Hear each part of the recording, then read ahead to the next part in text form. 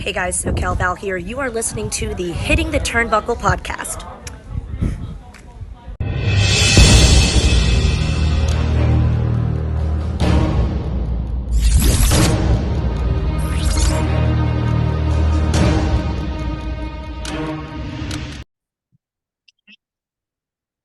Welcome everybody back to another Hitting the Turnbuckle podcast. I am your host, Adam Cousins, and today's interview for me is very special. So I'll try my best to stay as professional as I can when I'm talking to this gentleman.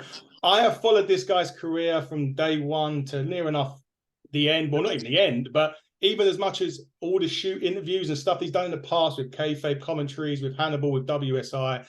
He was on one of my top three of wrestlers that I wanted on when I got offered to come on the podcast 8 months ago. So I'm pleased to say that he's here today.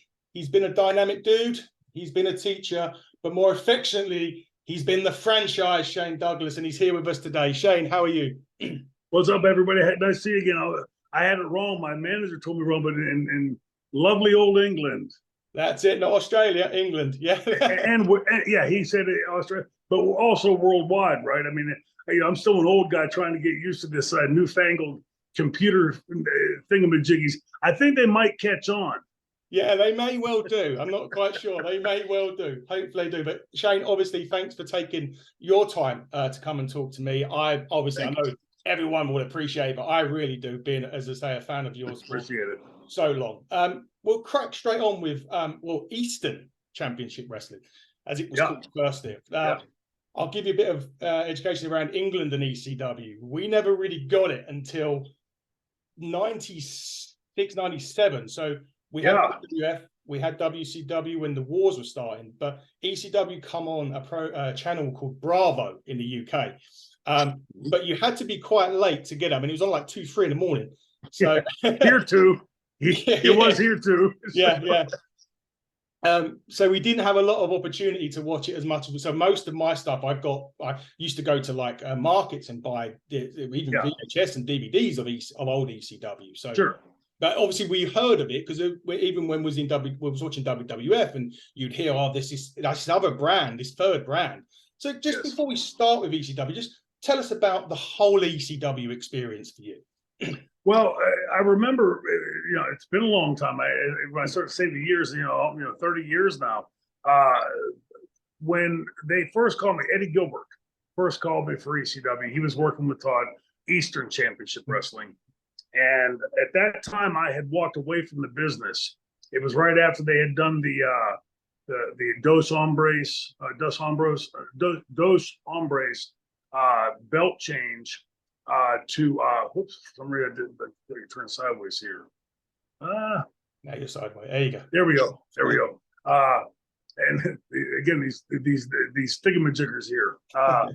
But he had called me, and I had walked away only because I needed 2 weeks off. I had to get a scope done on my shoulder.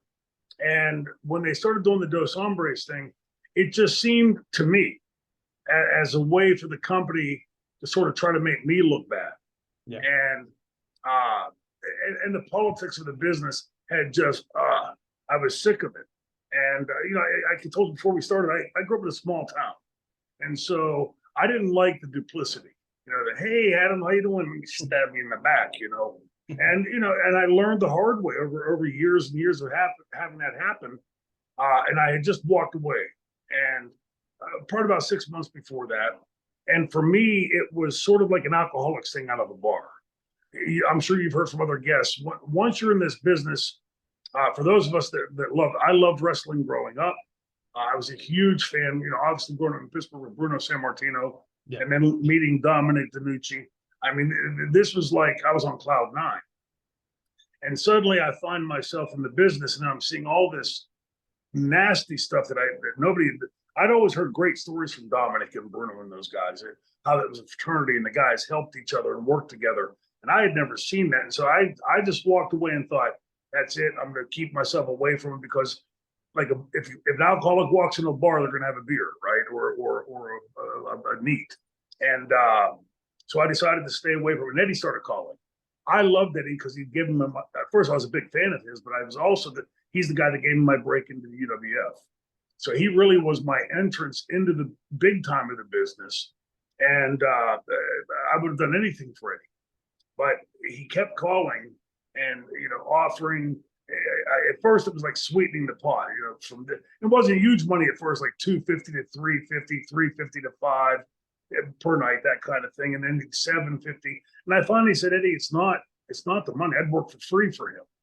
I said, and I told him what I told you. I said, I'm done with the business. I'm tired of it. I'm sick of all the politics, and I don't know if I had said this to him prior. I must have, I'm sure, at some point.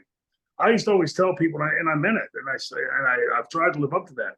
I always wanted to learn every aspect of professional wrestling before I'd gotten out.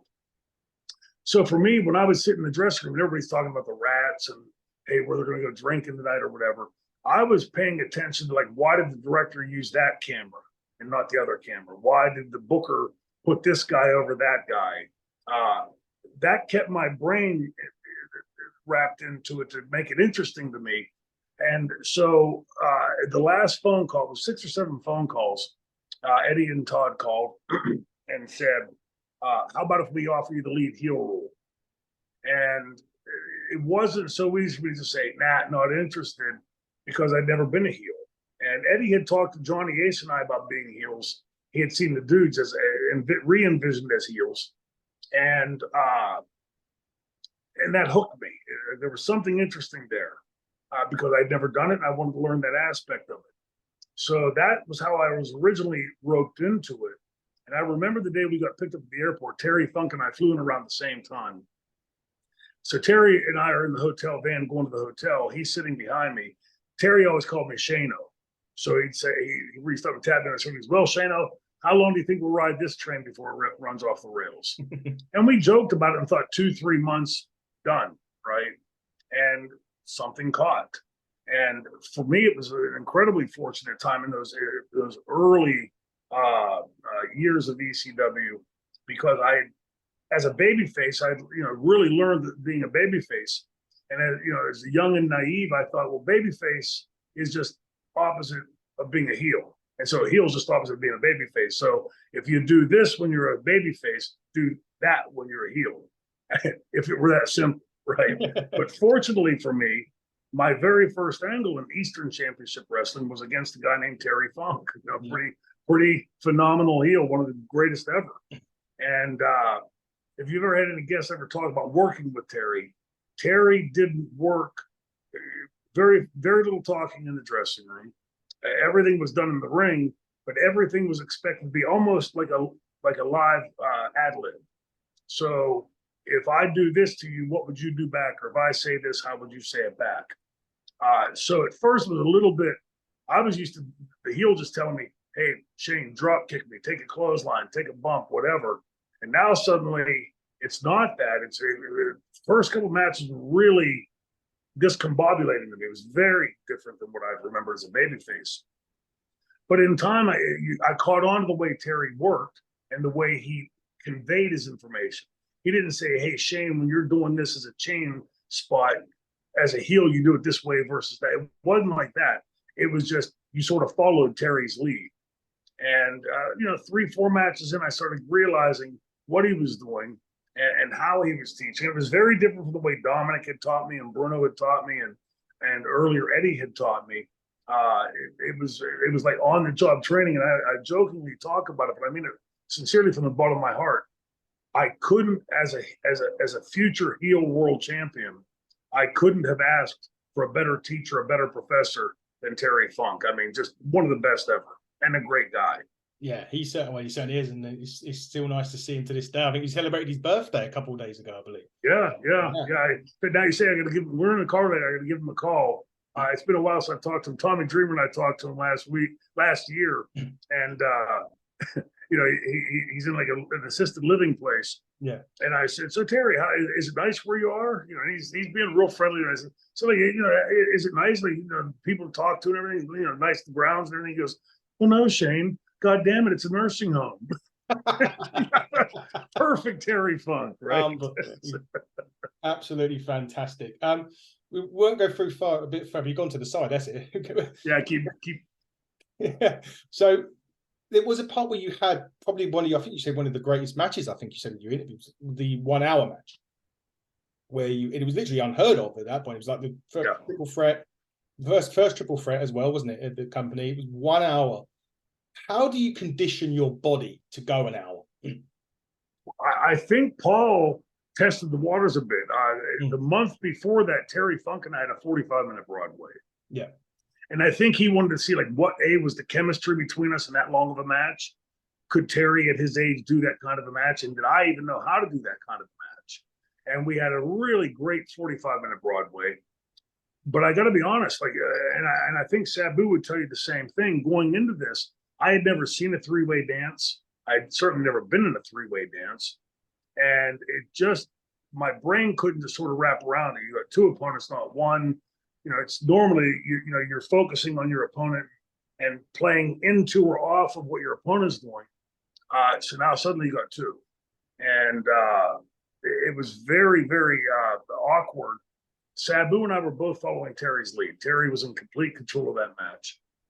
And there's a point when you're in a match, especially a good one, and one that is considered great by now, looking back in hindsight, when you're in those kind of matches, it'll hit sort of a groove. It's almost like you'll get back to the dressing room and you really can't remember at that moment specifically what you did. I mean, of course, you remember the main things of the match, the heat spots and the go home and everything. But as far as like the nuts and bolts, A to B to C of the match, it's just sort of blurry because it just happened. And in that match, at the very end of the match, if you remember, I roll under the bottom rope facing hard cam, and Sherry Martell is at ringside. And I am pissed at myself. I'm pissed because the match never felt like it hit that kind of a groove at that moment. And I'm angry. I'm asking myself, what did you do wrong? Because it just never felt like it hit that groove. And Sherry goes, oh my God, look at this. And I turn my head and the fans are giving us a standing ovation. And at that moment, again, young and naive, right? I'm thinking, well, this is being nice because we did 60 minutes. Just it's the ECW crowd. This is being polite to us. And it was later that week, Paul would send me the tapes, the raw footage without editing. And to often help him with the booking, like which way would I go with this storyline, or how would what would be the next seed that I would drop into it. And I'm watching the match, and I watched the first time. To this day, I'm like that. Even with the song, I've got to listen to it multiple times before I decide do I like it or dislike it. And I watched it, like, it just still didn't hit. A couple times, but the third time I'm watching, there's something here, and then I start watching a little bit deeper the third, fourth, fifth time. And about the fifth or sixth time through it, I realized there was something magnetic there. Whether it was us playing off of each other, whether it was the energy of the crowd. But if you do remember in the middle of the match, towards the tail end, once all three of us were back in, Terry Funk starts doing the running headbutts and on his hands and knees. And I'm watching Sabu feed, and I'm instinctively, it's my turn. Here we go, and feed in. And it just started from there. And then not long after that, the three-way sleeper. That was never talked about. Nobody ever said, hey, let's do this spot or this move. Terry had Sabu in the sleeper, and I'm watching, I don't know why this keeps doing this, but they're like, I'm back to hard cam and they're facing camera right. And I look and I see the ropes are there and Sabu's down. And okay, I'm going to hit the ropes. Now, today, I think most people would think I'm hitting the ropes. Terry's going to feed for a clothesline, right? That's what I would think. And instead, as I do it, if you watch closely, you'll see Sabu sinks a little bit lower, and then Funk drops a little bit lower and then pushes his chest up and throat out. To be honest, I can't remember if I was planning on clotheslining him. But as I came off and I saw the way it was just positioned, we did it, and then we did the switch once we were in it. It had become one of those iconic moments in the match. I wish we could say the three of us or one of us or Funk was smart and say, hey, let's do this really cool spot. It just happened. And that was one of the beautiful things about ECW was that when something like that was there, it wasn't like Funk was trying to get himself over, so didn't want to feed that. In ECW, it really was, let's all help each other. Let's get into this because the more we work together, the more it's going to pop the crowd. And that really, I think, was the glue that held that three-way dance together. And so on to wrap it up, on the final go-through of it, I saw that all three of us were playing off of each other. It just was awkward because I'd never been in one. Yeah, for sure. You touched upon your valet, Sherry Martel. We have to talk about Sherry. Oh, yeah. How much of an influence did she have in the franchise? Huge, a huge amount on steering me. The way she would play off it. I understand, like, I still see Sherry as like, boy, she's like one of the bigs, right? Like, one of the big names. And just a really, really, for anybody that ever met her knows, just a really, really sweet lady. She really cared about people, but she was knowledgeable, and so she would say to me, hey, like tonight you did this kind of thing. What if, maybe like somehow did this before it or whatever. And she'd start to plant ideas into my head that would take root. And I'd be in a match a week or two, a month later, and I'd think of what she had said. But oftentimes, especially in the early time of us working together, she would be saying stuff from ringside, like not necessarily like a spot per se, but maybe get a mini heat, turn the crowd, just little things like that. And I knew she was so knowledgeable that I was inclined to follow her lead on that. And unfortunately, when she left, I was really bummed because she was fantastic, and everybody loves being around Sherry. And having her at ringside was sort of like a security blanket for me, especially in that early time. And later when she passed away, that was one of the ones that really hit me hard because she was such a big part of that early part of the franchise's career. And I'm glad that I had that opportunity to work with her at that time, because there's a lot of fun memories there, her helping me and just watching her do her stuff. It was just, it was like when I was working with Steamboat, the same thing. There's always a point where I become a fan and I'm, watching, these greats perform, and, Steamboat would take the bump and cover his face. I get in the match part. Oh yeah, I'm supposed to be working out here. Same thing with Sherry, because she was just so magnetic to watch.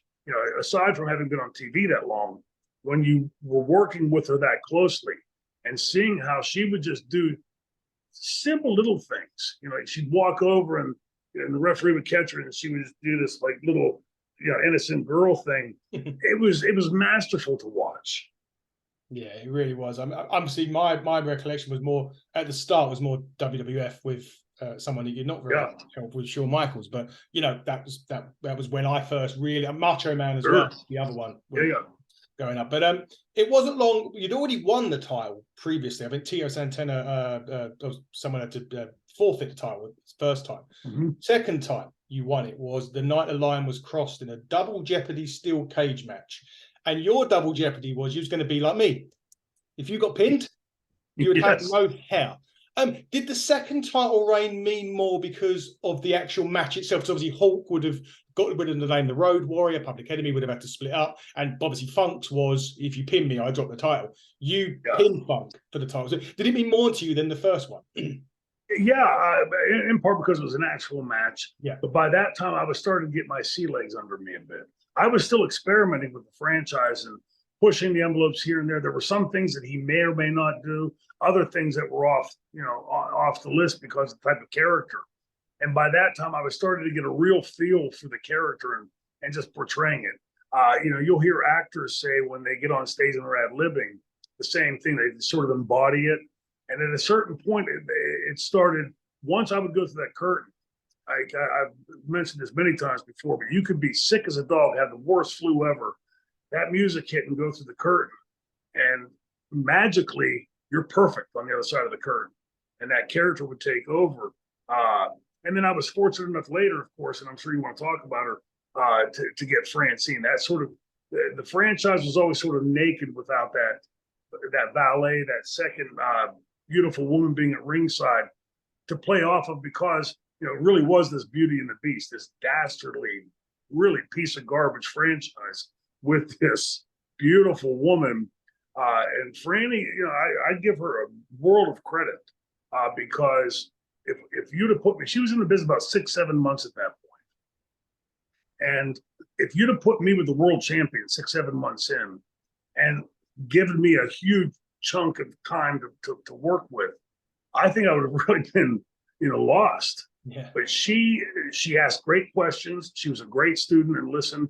Our drives to and from the venues would be constantly talking about psychology, things to do, not do. And the night that I knew she got it, it wasn't like before I didn't trust her before this, but the night where I knew Francine had suddenly embodied, like I had the franchise earlier. Now she's taken on the Queen of Extreme. Was the night that we did the entrance, the whole chest beat, and she would typically follow me into the corner. I would go behind the announcer and back into a corner.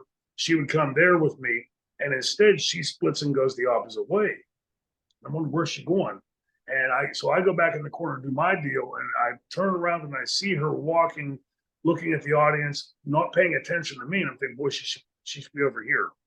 She goes to the opposite turnbuckle and she looks at me and gives this like drop of her head and drops to all fours, and she slinks across the ring like a cat. And I remember watching it thinking, like, this is the sexiest thing I've ever seen in my life. And she came up and kissed the belt. And I thought, she's got it. I told Paul that night, she's got the Queen of Extreme down. Yeah, she was fantastic.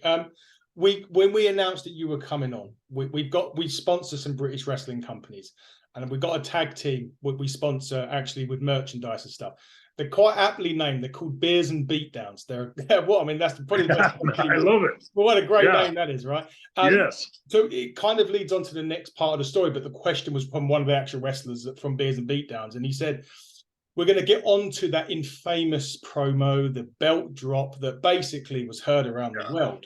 But he said he asked the question that basically, did you know at the time by doing this the trajectory of what was going on, and did it feel like it was going to be one of those iconic moments in wrestling? No.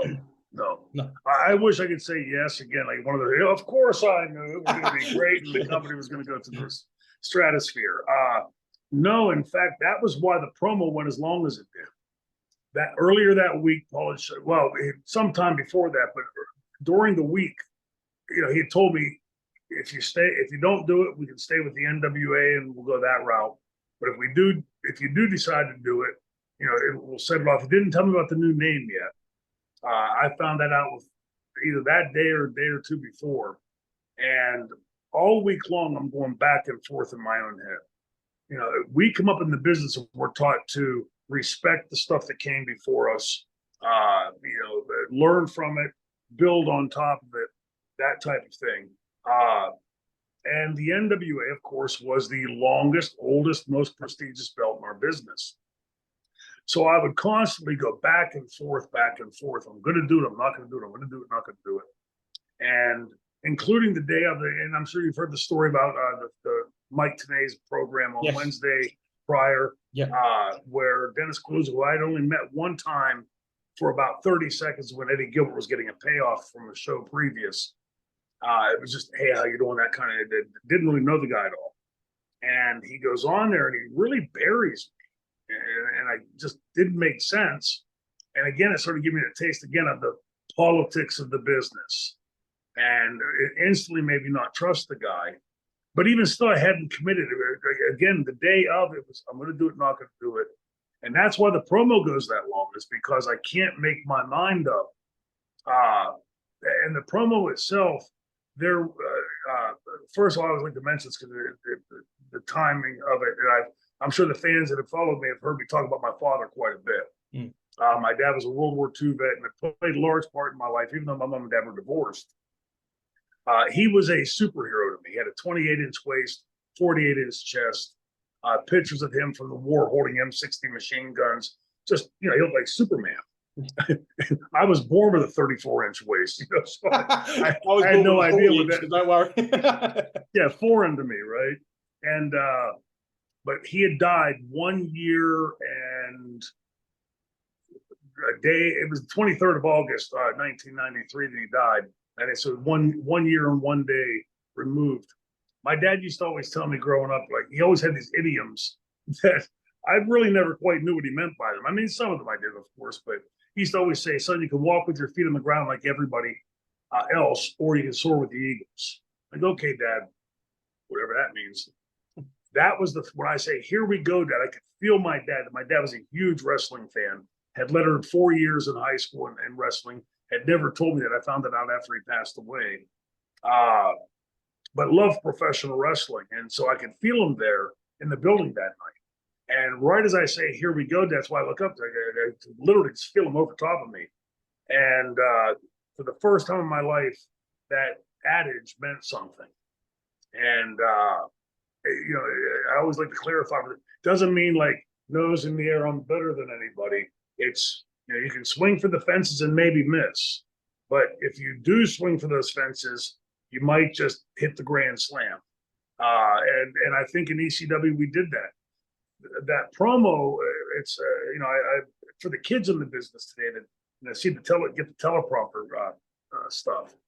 We've been talking here for what, half an hour, and you've not read any script. I've not read anything. Nope. We didn't have something go, let me think that through for a second. Two intelligent people can articulate and have a conversation. When you've gotten to that character and you understand what that character is or isn't, and you have a good idea of what the parameters of what you're working, what's your stage, then from there it just becomes, what would this guy say? What wouldn't he say?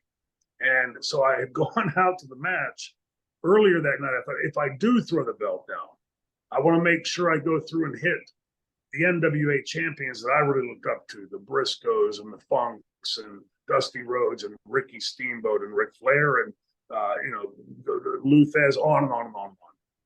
Unfortunately, in the building that night, it was about 114 degrees. And when you're in the ring and up, it's like you're breathing hot, sweaty, wet air. So my third match, and I think Scorpion, I went like 27, 28 minutes.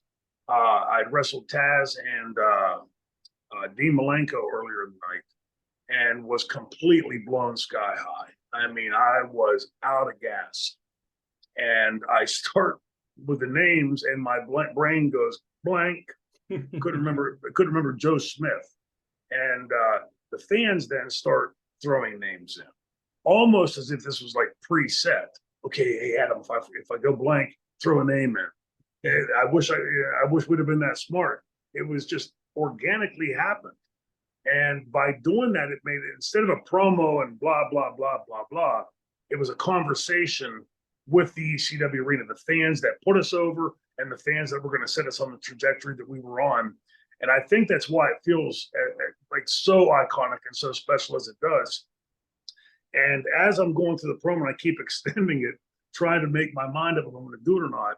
As I'm scanning through the audience, Corluzzo was sitting ringside with Todd Gordon and Bob Ortiz, our great ring announcer. And he just seeing his face threw something in my brain. And that's when I said, they can all kiss my ass, and threw the belt at him.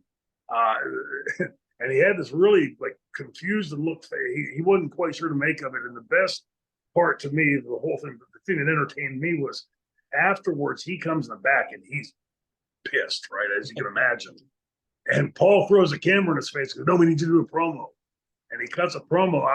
I haven't seen the promo. I'm sure it's out there somewhere, but he was saying along the lines, as I was listening to it, it's like right across the room from me, saying, I don't care what Shane Douglas says, he's the NWA champion. and he walks out the door. And I don't think he was quite aware of what had transpired that night. And then that, of course, also started us from Eastern to Extreme.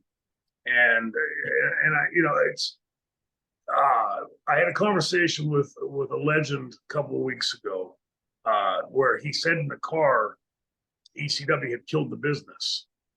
And at first I thought he was saying like needling me, right? Because I'd been sleeping. I mean, he kept saying, I finally turned and I said, are you pulling my leg or are you being serious? And he said, no. And he explained himself. And I said, well, with all due respect, I said, the business was on its way to dying prior. And, I tried to explain it to him like I did to Bruno, and Bruno didn't quite grasp it. That if this was wrestling when Bruno and those guys were doing it, Vince had taken it way over here to cartoon land. Yeah. Gobbledygookers and goons and deans and guys our age probably, if they were coming to town tonight, we'd probably be down the bar or football game, baseball game, something. I certainly wouldn't have at that age been at a WWF show watching goons and deans. So I told like Bruno, we couldn't just bring it back to where they were. We had to take it past that just to make it wild enough to get people to talk about it. Because if you just said, okay, hey, all WWF fans like that don't like deans and goons, we're going to bring it right back and we'll be doing arm bars and stuff again. The fans were like, no thanks. So we had to make it something that was so over the top. And how do we couldn't just make it chaos. Just everybody go to the ring, just do whatever. We had to have it in some kind of a contained package. And that still at the end of the day was wrestling. And so like, I think the brilliance to me, looking back at Paul's booking, and Paul was a brilliant booker, was that in the midst of all that chaos, whether it was New Jack jumping off of something, Terry Funk being mummified in barbed wire, Axel and Ian, tape fist matches and things, Taz dumping somebody on their head. At the end of the day, the world champion was a wrestler, a guy who had this, he'd been world tag champs with Steamboat. And, although I did do more stuff than I would do, say, in WWF or NWA, I was not the guy swinging barbed wire bats or, taping my fist up with glass. And I think that for Paul was the way to make it all make sense. That was the glue that held it together. And to be fair to everybody else, I got the primo spot because of my experience in the business. But it wasn't like other territories or other promotions where it's Hulk Hogan or it's Ric Flair, it's Bruno Sammartino. Shane Douglas was the champion, but this was the first and only promotion I've ever worked for that it wasn't about one guy or one woman or one person or few, like a clique. It was about ECW. The fans were an equal part of that dressing room as each of us were. And everybody on that card from opening match to closing match meant something on the card. Yeah, it certainly felt that way. I mean, obviously, even the Rey Mysterios when they come in and started. Yes, that was something totally different. Even before he was a luchador in WCW, he was totally brand new, and you had those different elements of ECW. You had the hardcore stuff, which everybody loved. But you also had the wrestlers and the luchadors and everything else. So it kind of was a mixture of what we all love to watch, just in different phases. I need to ask. There was going to be something on that show that you liked, regardless of what style you liked. Exactly that. Another question we had from one of our wrestling fans is the ECW crowd. I mean, we had WWE come over here last week, and there was the big thing about the crowd. That crowd is something else. I've never experienced it I've never had the privilege to ever go to an ECW show, but just talk to us about that crowd, Shane. I coined the phrase a long time ago, and I really mean it. They were the sixth man on the bench. Yeah. That's a saying from basketball. Here you have 5 players on the field, but they were the guy. They were the entity that we knew we could rely on every 3 weeks. Keep in mind that ECW was not owned by a conglomerate. We didn't have a Titan Sports or a CNN behind us, or a Time Warner. We had Todd Gordon, who was a wealthy individual, but not that kind of wealth to run a promotion. So it was inherent on us to make sure that every 3 weeks we came to the arena, that we had that building filled. And to do that, that meant we couldn't drop the ball 3 weeks ago. We were always nose to grindstone.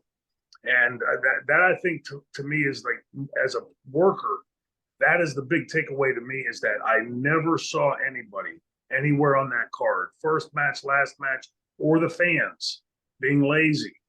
Everybody had their role. They knew their role. Everybody played it to the umpteenth degree, over the top sometimes.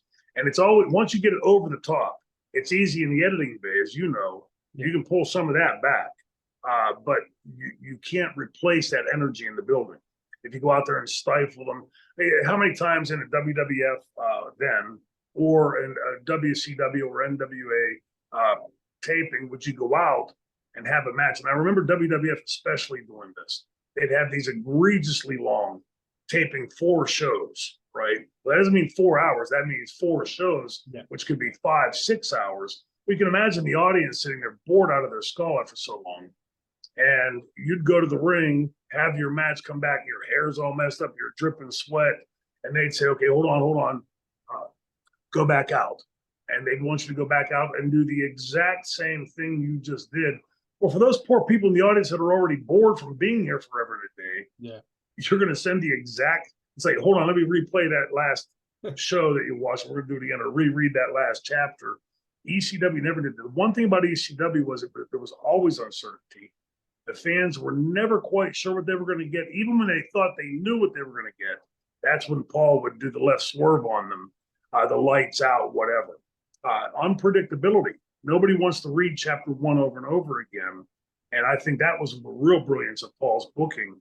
But the audience, once we got over that hump 2 or 3, 4 months into it, early on, we would be outside during the day handing out passes for free tickets and free hot dogs and beer. And, you'd have 100 people, couple hundred people. And then it started thickening up. But once we hit that capacity in the arena, that crowd was there every 3 weeks. Every 3 weeks, they were insane, over the top, really filling that role. And for us as performers, you have that to play off of.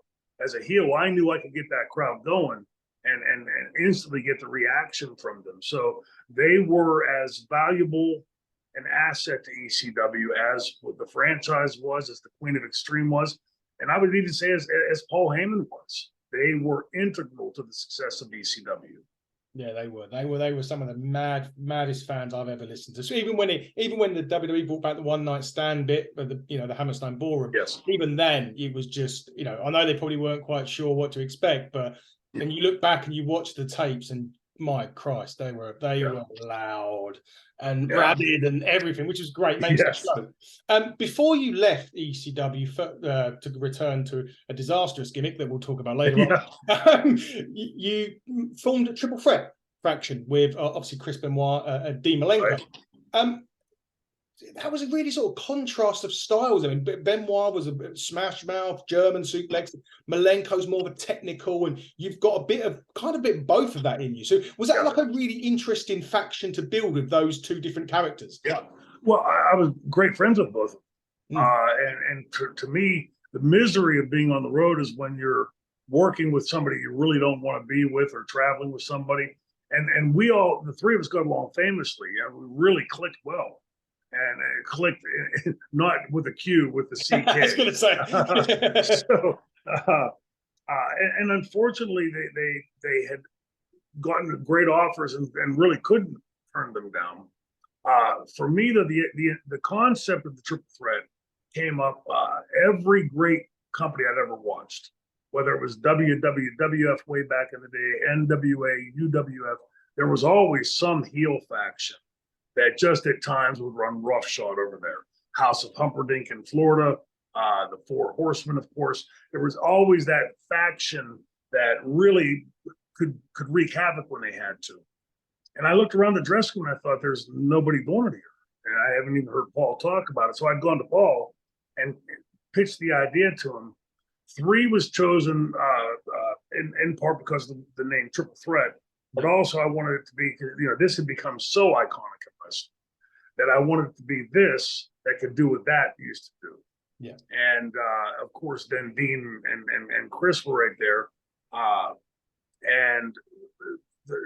Because there was a bit of a dichotomy in styles, it wasn't, 3 big guys or 3 flyers. It was a little bit of everything in there, and I got to be the mouthpiece for it. So I knew that in time there were going to be obvious similarities. To me, in my head, Chris was the Arn Anderson role, Dean was the Tully Blanchard role, and of course the Big Mouth was the Flair role. So it was really paying homage to that in a sense.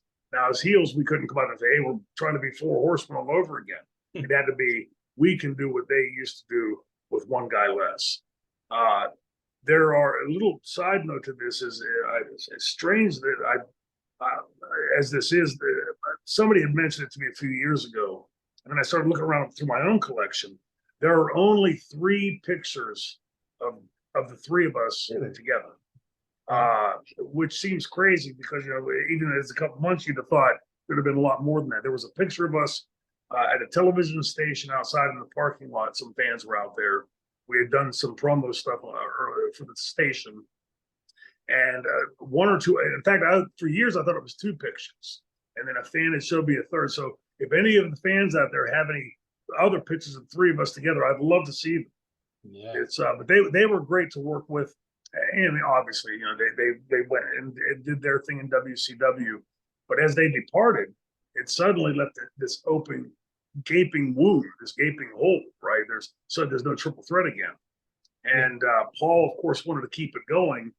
And so at that time, we had Brian Lee in the dressing room, another guy I get along great with, and Candido, who didn't love Candido, right? I mean, but he was so amazing in the ring. I think Chris, and I'm still on the soapbox for Chris, I don't think Chris realized how good Chris was.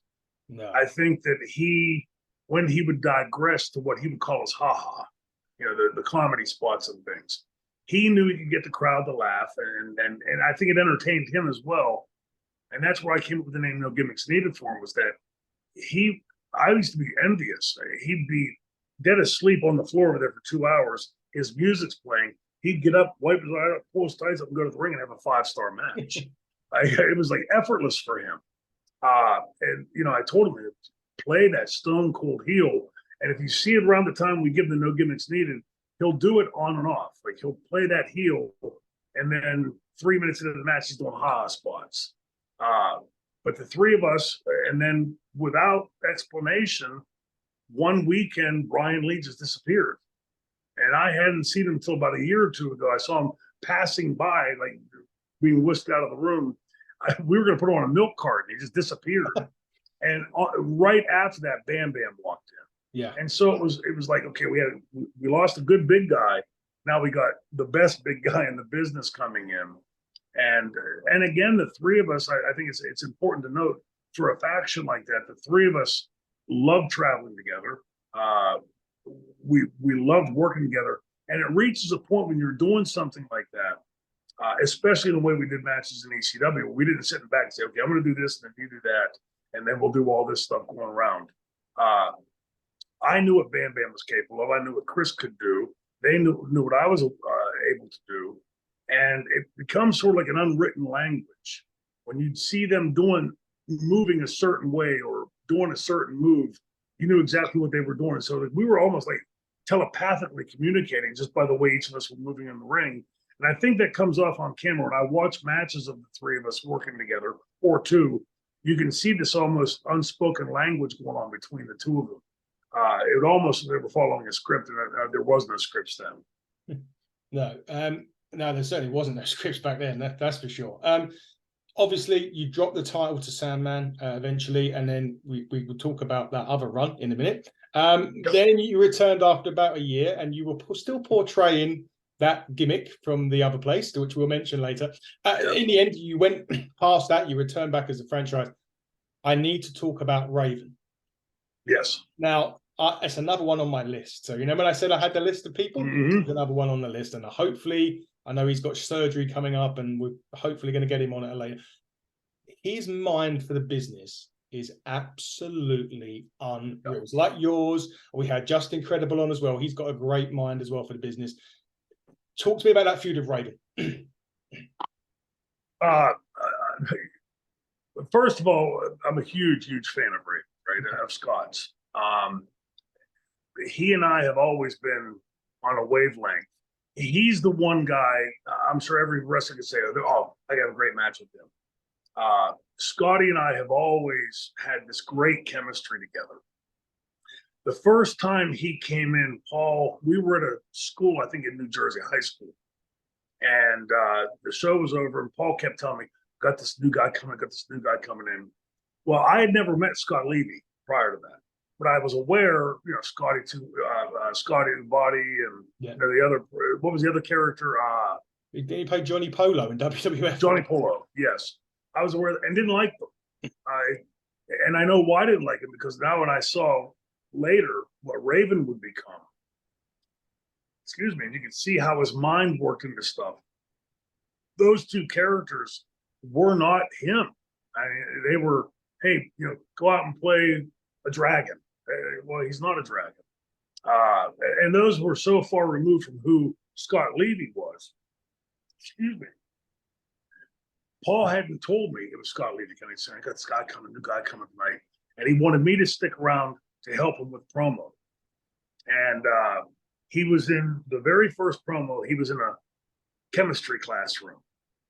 And even when he came into the building, the hair all grown out and down on his face, and the shorts and the leather jacket, the thing wrapped around his waist, the flannel shirt wrapped around his waist. I had no clue it was Scotty Levy, or Johnny Polo or Scotty the Body. I just see this guy who has a great look, and he starts to talk, and he's in the room. I'm sure you've heard me say in interviews before, you can't take your eyes off of somebody. That's when you know that there's something there. And he was doing this promo. It was a long promo. He just kept going and kept going. And it sounds like an overused word, but the angst that character was oozing was so perfect for what it looked like. And I'm watching, and instead of typically, when I watch my kid play football, I'm not paying attention to how many tackles he has or blocks or whatever. I'm paying attention to his form. Is his 3-point right? How's he coming off the snap? I'm not paying attention to the nuts and bolts. And the same thing with Scotty then doing this. Again, not knowing it's Scotty Levy. And as he's talking, I caught myself not thinking about what he should be saying, what suggestions I might have for him. I catch myself like intently intently sucked in to this character. And he got done with it. And Paul looked at me and said, what do you think? I went, gold. I had no clue what he could do in the ring at this point. There's just a guy here that I have no idea who it is. And I remember thinking, boy, if he can work half as well as he can promo, we're going to have him. And later would find out it's Scott Levy. And, and he and I, once we got to know each other, we always had a great communication between us. There was never this with Scotty. He trusted me and I trusted him. But the thing for, mine was a big mouth, over the top character. His was more that sort of intellectual poke you in the eye, but hook you at the same time and pull you in. So very different characters. But to me, that would go back to what you said earlier about, a little bit of everything on Bill Watts used to say at Thanksgiving dinner, big holiday here in America, nobody wants just a big pile of turkey, right? You want some cranberries and some pumpkin pie and a little bit of everything. And Scotty was as going to be this heel character. Obviously I'm concerned we've got a guy's great on the stick here coming in, but he was eons different, epics different than the franchise character, but still a great heel. Yeah, he was. And you feuded with him for a couple of chances, didn't win the title, Ravens flocking the theme. But then you sort of moved on to the television championship at that point. Yeah. Beat Too Cold Scorpio. You lost it to Pitbull too. But then you retained it back. And I want to talk about one guy who's he is a legend now. Back when you were taking him on, he was probably younger, Chris Jericho. He was a young up-and-comer back in ECW back then. Yeah. I think he was in Japan. I can't remember the name. He was Lionheart, maybe Lionheart. Lionheart, yes. Lionheart, Chris Jericho, yeah. It's easy to answer this question now, but you see Chris Jericho then. Would you have expected the transcend and what he's done over the last 30 years when you fought him at that Four Corners match? I would have expected success for him. Yeah. But he was a babyface then. You could see he had the tools, right? Yeah. Once you have those tools down, then you start to look beyond that to see other things. Does he have the instincts? Instincts can't be taught. Give an example. Bobby Roode, when they broke him off of Team Canada. Yeah. I really like Bobby. I'm a big fan of his. I love his work. And when we first break him off, we weren't sure of babyface or heel. And he went to the ring, and I was his agent that night. So I'm at the gorilla position watching the monitor. And in the middle of the match, he's stomping a mud hole in somebody, his opponent. And the crowd starts chanting. And he slows his punches down, and he finally rears back for that last one. He stops and slowly looks at the audience with that glare. I had goosebumps. I'm getting goosebumps now talking about it. I can still see it in my mind's eye. He's got the instinct. You can't teach that. And Jericho, you could see, had that. Even as a babyface, you could see his timing was impeccable. He was a little stiff from that hockey background. But yeah, you could see that Chris had all those skills. And extrapolating out as myself a babyface in the early part of my career, and then becoming this heel. Once you have the instincts, when you have the instincts, and once you have the skill set down, then it's a question of whatever you want to mold that into. So I don't know if anybody could have guessed at that point to go on to the heights that Jericho has. But yeah, I definitely knew he'd be successful in the future. Yeah, and he certainly was, and he's probably a better heel. You're probably right. I think than the face. I'm not even a wrestling scout or anything like that, but I just sometimes you can just tell, and I think even I could just tell. Yes. You mentioned that you reformed Triple Threat. There was Brian Lee. There was Bigelow. We're coming to sort of towards the end of the ECW story a little bit now. We kind of know there was money issues there. We know. I think you said it before with Sean Oliver. I think there was $140,000 that you was owed by Paul Heyman. Yeah. What ultimately was that the real reason why it just fell apart? Do you think? No, in a nutshell, Paul fired me. Yeah. Well, yes, there was that. without firing me. Yeah.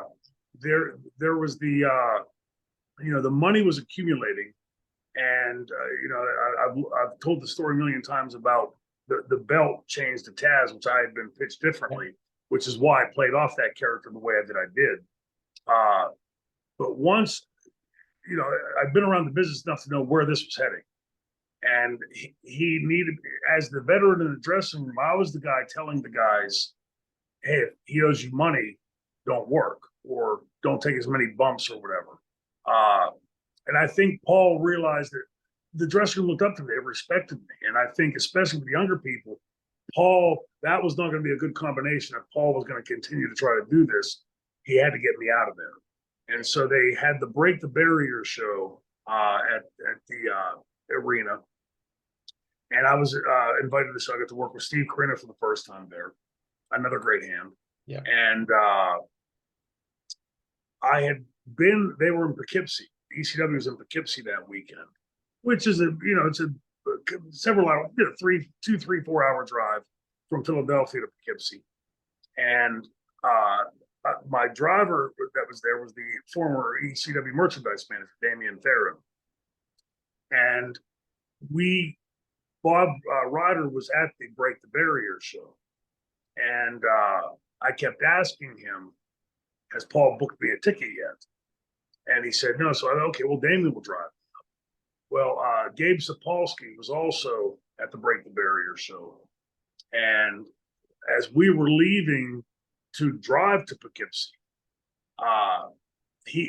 Gabe came to me and said, Paul gave me a message. And he kept going, this isn't me, this is Paul. I guess I was going to snap on him or something. And he said, Paul Heyman said, if you know what's good for you, you'll get your ass to Poughkeepsie, and Damian Farron is forbidden from being in the building. Well, I think the fans would know that anybody that tells me if I know what's good for me, you better this or that, probably not going to get a good response from the franchise. And what I mean by that is I've never, ever expected anybody to literally or figuratively kiss my ass. But I do expect to get the same respect back that I give to people. And barring that, that's when you'll probably see my fangs come out a bit. When I heard that, I thought, well, that makes it easy. So I told Damian, take me to the airport. Easy enough to fly home from there. But the whole time before my flight took off from Philadelphia, I kept calling Bob Ryder. Has he booked the ticket? Has he booked the ticket? And when he said no, and I got on the plane from there to go home, I knew that really was the separation from me from ECW. The one thing I'll say about this is that I said earlier that nobody was ever lazy in ECW. The one thing that nobody in that dressing room, as a result of not having ever been lazy for the entire dressing room, nobody in that company deserved to get screwed out of money at the end. If no harm, no foul, the company, bellies up or whatever, but to at least come and say, Adam, look, money's tight. We're going to do the best we can, whatever. Allow you to make the informed decision, not, hey, everything's great, everything's great. Paul Heyman had said to me at one point, for his poor father, he said, why don't you trust me? I said, you owe me this much money and, you're all these other things you're doing. And he said, I swear to you on my father's eyesight, you will get every penny that you're owed. And I know when he said it, he knew he was going to screw me out of the money. Didn't know at that moment, but I, now know in hindsight. But his mother had told me one time, the only time I'd ever met his mother, very stoic woman, as you can imagine, had been through the Holocaust.